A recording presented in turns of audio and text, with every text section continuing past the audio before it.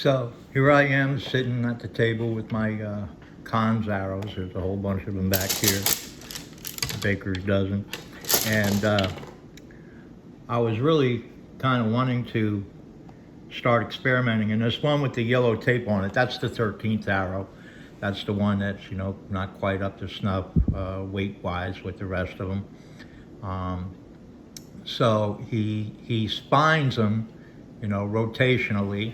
And that line that he put there is, that's where the cock feather should go. But meanwhile, I had these horn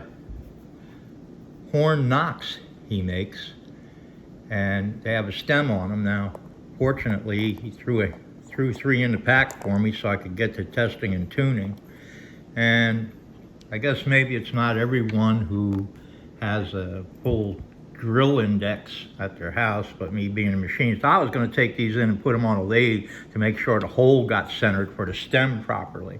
But since I have, a full index of drills at home here, and Todd kind of laughed at me when I talked about putting them in the lathe. He says, heck, I just do mine by hand, and I started out with a small drill bit, and I used, what he does, a 098, 096 drill, then went up to a 128, and finished off. I actually measured the stem of the knock, and it was 149, and so that's, I used a 149 drill bit, which is a number 25.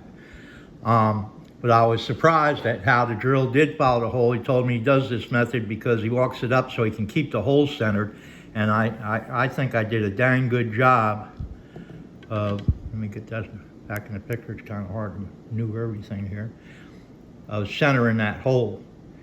And I'm going to press this in now, and if you listen, you might even be able to hear a little squeaking going on. Get things in the camera, and there's my line. So I want to knock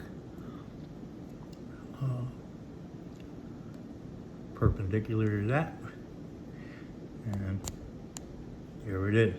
You heard the squeaking. That is a tight slip fit on that knock in bamboo. And I think that'll work out just well. At least now I can just put a little droplet of glue on the end to make sure it stays in there, doesn't pop out.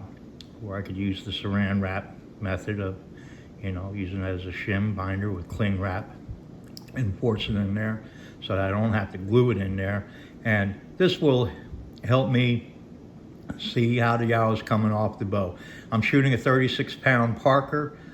These arrows are spined at 33 pounds, but they are about 33 inches long and spined at 33 pounds, and they are tipped with high carbon steel points that are custom made for Cons arrows there.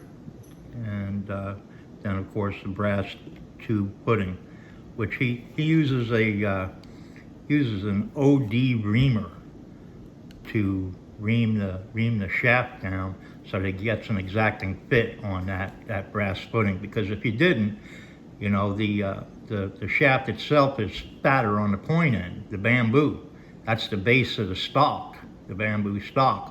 So if anything, it gets narrower, the shaft gets narrower. So if that little step, if that little reamer, that OD reamer step wasn't in there to kind of smooth things out and give this brass tube a wall to butt up against, when you shot it into the targets, eventually that brass tubing would work its way down towards the skinnier end of the shaft and pretty much, unwind the whole works there, what he's got going on with a nice long tang that goes back to about here on the end of that 100-grain steel point. Thanks for watching. Hope you all are learning, because I'm learning a bunch going through this. Bye.